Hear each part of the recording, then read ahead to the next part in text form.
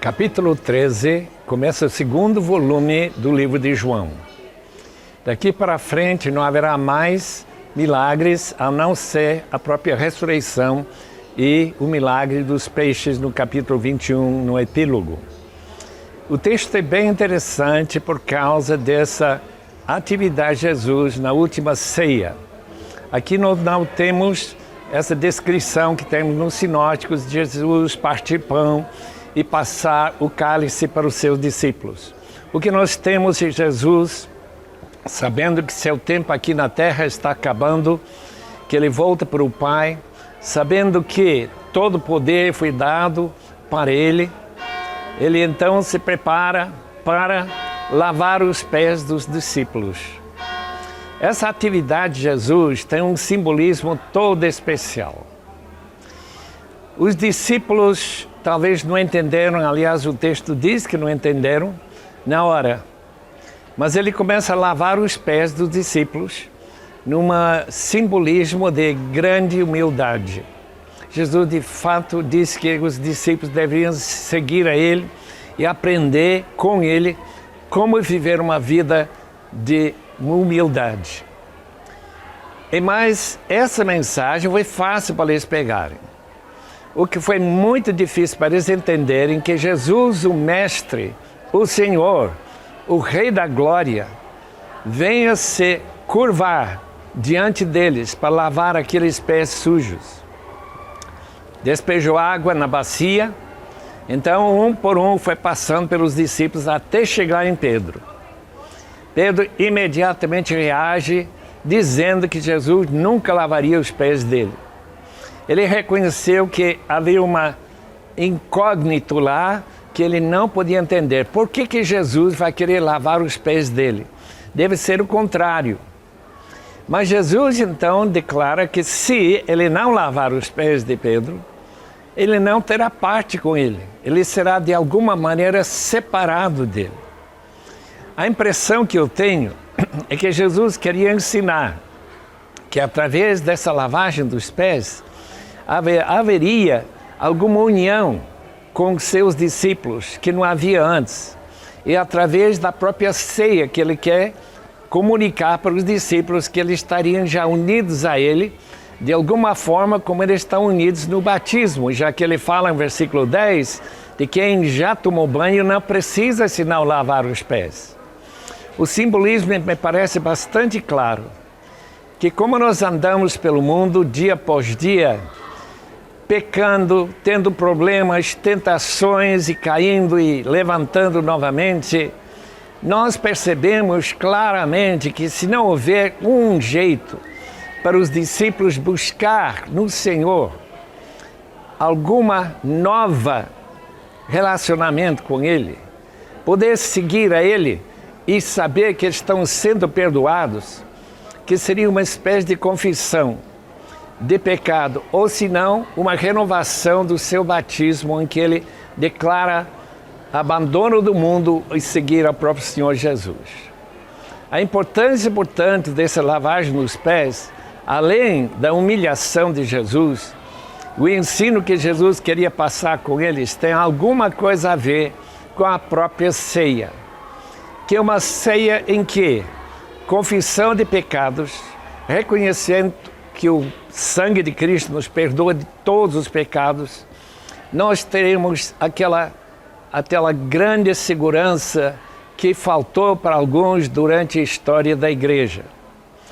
Foi em algumas partes da igreja, a ideia de se o pecado grave foi cometido, não haveria nenhuma maneira de voltar a ser incluído dentro do corpo de Cristo. A pessoa seria excluída definitivamente, a não ser que ele seja batizado no sangue, que seria o martírio. Isso Jesus não está ensinando nesse texto, muito pelo contrário, está ensinando que é possível, depois de pecar, buscar a graça do Senhor através da confissão, através daquele simbolismo da ceia, de aplicação do sangue de Jesus aos nossos pecados e também de nós novamente termos participação no corpo de Cristo. Graças a Deus pela graça de nosso Senhor Jesus Cristo, que nos purifica de todo pecado.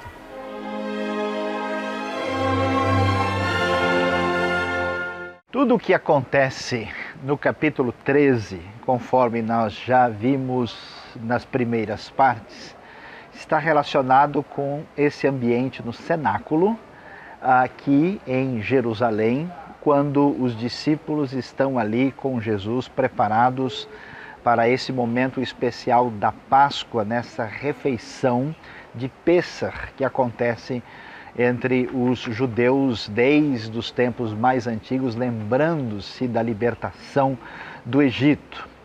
E João, quando vai tratar do assunto, olhando mais para o cenário, na verdade a refeição é um jantar, e nessa dualidade ou dualismo joanino, onde nós vemos certas ideias sendo contrapostas, um dos aspectos interessantes, às vezes é exatamente essa questão de luz, trevas, dia, noite.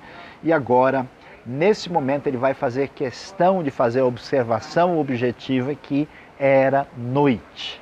E esse noite, ou melhor, essa noite, esse momento, vai nos evocar dois momentos particularmente assim complexos que chamam a atenção. Um está envolvido diretamente com a pessoa de Judas, conforme vai aparecer na sequência, e o outro com a pessoa de Pedro, que nós vamos acompanhar logo depois. E o que nós vamos observar especificamente aqui? Está acontecendo esse momento de refeição, eles estão numa mesa claramente muito mais baixa, comendo próximos uns aos outros, quando Jesus, nesse momento, vai dizer que um de vocês me trairá. Isso reforça a oposição crescente no Evangelho de João, a figura de Satanás se apresentando, se manifestando de maneira muito mais objetiva e concreta no próprio texto. E nós vamos ver que, ao mesmo tempo, enquanto existe esse dualismo, essa oposição, essa espécie de manifestação do mal, há o absoluto controle da ação soberana de Deus, ou seja, Jesus já sabe de tudo que está para acontecer. E assim ele vai dizer que aquele que está molhando ali o pão com ele, este é exatamente quem o trairá. Há uma citação que vem do Salmo 41, verso 9, aquele que era o meu amigo, ele se voltou contra mim, ou literalmente, levantou contra mim o seu calcanhar.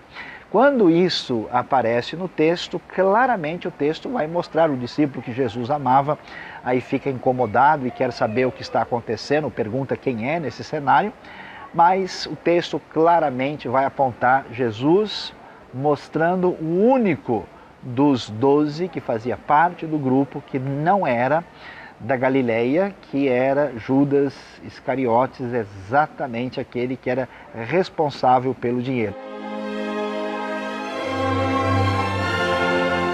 Momento de tensão. Aqui no capítulo 13, nós vemos no versículo 21 que, após dizer a frase "Quem me recebe, recebe aquele que me enviou", Jesus perturbou-se em espírito. É um momento aqui em que a coisa começa a entrar numa situação parece que mais grave, professor Sayão. O que é que está acontecendo aqui na famosa última ceia? Olha, André, nós temos um momento especial aqui, em que eles estão reunidos para uma hora de celebração, de festa. A gente vai ver já essa mudança, né, de uma festividade da tradição judaica que vai se traduzir em referência cristã depois. O que me surpreende muito é que, se tem alguém que tem o equilíbrio máximo do ponto de vista psicológico, é Jesus, né? Jesus não se exalta e perde referência para nada, até diante de Pilatos lá, né? Quando ele está para ser condenado, a serenidade é total. Mas agora, a coisa é tão forte, porque ele vai dizer, um de vocês irá me trair. É por isso que ele se perturba? Com toda certeza, porque quando a gente pensa nos discípulos, são pessoas que não é que eles estudam com o mestre, aprendem, anotam, Eles vivem o dia a dia. É uma transferência de vida. Então, Jesus certamente tem ali, né, o traidor vai se manifestar, alguém que andou com ele durante todo esse tempo, esses 3 anos, né? E agora vai chegar um momento tão complicado quando isso vai acontecer. E por isso, né, não é só aí, aparece essa expressão mais tarde de novo, quando Jesus se perturba em espírito. É impressionante. Agora tem nesse momento de tensão e tudo, a gente conhece o Pedro, ele sempre é impetuoso, sempre, né, fala de uma maneira forte. Impulsivo. É impulsivo, mas nesse momento ele tem uma reação tão diferente quando Jesus fala que vai ter alguém que vai traí-lo, e perturba-se, e nesse momento ele dá uma retraída, ele nem fala diretamente com Jesus, mas ele fala, olha, para o companheiro do lado, né, pergunta lá quem vai ser, sobre essa reação, por que será que ele teve essa reação aqui? Então, a coisa aqui vai explodir como uma bomba, né? Porque vejam que no decorrer do próprio Evangelho, a gente vai vendo o tempo todo que os discípulos não estão nem preparados para a ideia de que Jesus vai ser, vamos dizer, alguém que sai perdendo nesse processo. E, portanto, imaginar que vai haver um confronto da parte externa é razoável. Sim. Olha, os religiosos vão brigar com Jesus, os romanos serão um perigo. Talvez eles até estivessem preparados para esse confronto. Pois né? é, agora imagina que de dentro do grupo, né, um de vocês vai me trair, e eles estão na festa da Páscoa em Jerusalém, um momento especial. A coisa é de celebração, é a celebração talvez mais significativa. Então, Pedro, eu acho que sinceramente ele fica perdido. Junto com os outros ali, escuta, como é que vai ser isso? Será que, quem que é? Será que sou eu? Será que é o outro? Então tem todo um momento assim de instabilidade total do grupo diante disso. E a gente sabe quem é o traidor. O traidor é Judas Iscariotes. Com certeza. Agora, a gente vê que o Jesus fala, né? Aquele a quem eu der este pedaço de pão molhado no prato. E aí Judas pega o pedaço de pão, come esse pedaço de pão e neste momento Satanás entra nele. Professor Sam, que coisa estranha, ainda mais se a gente entender o significado desse pão. Olha, João vai mostrando para a gente a total manifestação do imprevisível. Em que sentido? O que você espera ao máximo é que o povo que conhece a aliança e a verdade de Deus reaja favoravelmente. Não acontece. Não acontece. Os mestres desse povo sejam os primeiros a reconhecerem Jesus e o que ele está dizendo e o que ele está fazendo. Isso não acontece. Também não. Então agora, de uma maneira assim, vamos dizer, bastante terrível, o momento do Pessach, que é a Páscoa, a celebração, né, especial que eles vão ter naquela parte mais elevada lá de Jerusalém, no cenáculo, né, quando eles vão lembrar da libertação do Egito, da identidade do povo de Israel, um momento tão significativo até os dias de hoje. Nessa hora, o pão, na verdade, é uma espécie de bolacha sem fermento, é um matzá.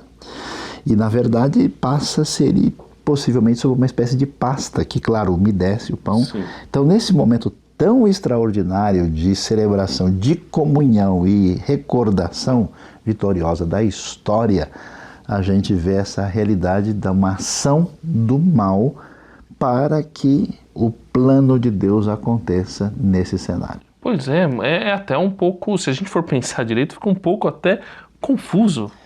É confuso, mas no sentido em que o que está acontecendo ultrapassa o cenário político-religioso, tem um fundo espiritual, tanto na direção de Deus como nessa batalha de João muito clara da luta entre as trevas e a luz. Esse momento da ceia que o professor comentou deveria ser um momento de alegria, mas essa tensão, esse momento, né, de pesado, né, como é que a gente pode explicar isso? Então, a coisa realmente ela entra num processo, aliás, como você vê, João como um todo gasta um tempo enorme no Evangelho nessa semana da Páscoa, né? Nessa presença de Jesus em Jerusalém. Então a gente tem as melhores expectativas para isso. E exatamente nesse momento a gente pode esperar o pior possível. Quer dizer, do grupo dos discípulos haverá traição. A traição acontece de uma maneira sutil, porque Satanás entra em Judas e ele sai e ninguém percebe. O pessoal acha que ele vai fazer alguma coisa financeira, contábil. Como ele lida com o dinheiro, vai ver que ele foi comprar alguma coisa, aliás, para preparar mais para a própria festa.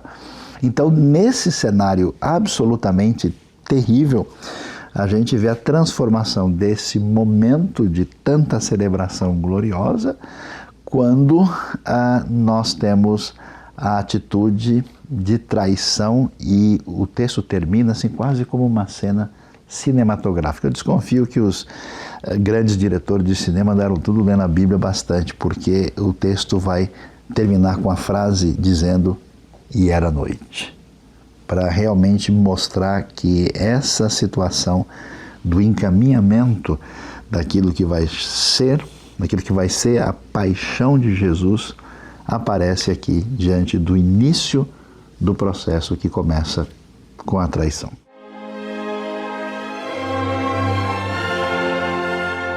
Interessantemente, nos versículos 31 e 32, Jesus usa a palavra glorificar 5 vezes.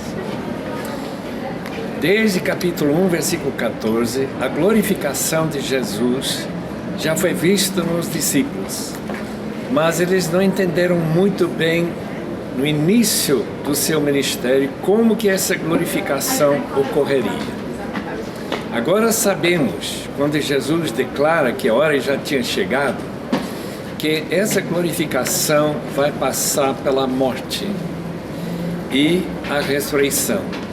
A exaltação de Jesus, primeiramente para uma cruz que tinha um assentozinho, e depois a exaltação para a destra do Pai. Ele vai desaparecer por um pouco, e eles procurarão, mas não encontrarão. Mas ele voltará, ele vai explicar isso melhor no capítulo 14. Daí Jesus entra no tema da necessidade dos discípulos manterem um amor mútuo especial. Eles vão formar um novo grupo sem Jesus.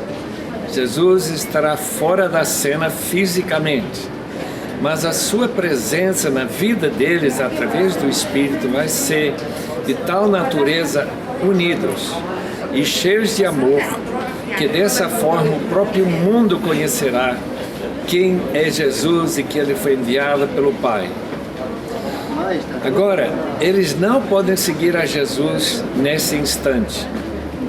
Eles estão pensando provavelmente em seguir a Jesus por onde ele vai andar, como eles sempre seguiram durante esses talvez 2 a 3 anos anteriores. Mas agora seguir significa a cruz. Isso não é para eles seguirem agora, mas futuramente. Em outras palavras, eles serão, pelo menos alguns deles serão martirizados. Pedro então levanta essa pergunta para Jesus: por que eu não posso seguir agora? E Jesus responde que ele não está em condições de seguir agora por uma simples razão. Sua estabilidade emocional, sua prontidão para ser martirizado ainda não chegou. Portanto, ele vai precisar passar por uma outra experiência, esse enchimento do Espírito, antes dele realmente estar pronto para dar sua vida, arriscar sua vida como de fato ele arriscou e finalmente foi crucificado, a cabeça para baixo. Ele vai seguir a Jesus, mas não agora. E assim Jesus fala da sua glorificação, como o Pai glorificará ele, levantando ele dentre os mortos. Esse tempo pequeno que ele ficará lá no túmulo, voltaria para ver os discípulos. Os discípulos têm que lembrar de amar uns aos outros para que todo mundo saiba que eles são uma comunidade muito especial, comunidade de Jesus. E finalmente que esse seguir a Jesus vai possivelmente incluir o próprio martírio.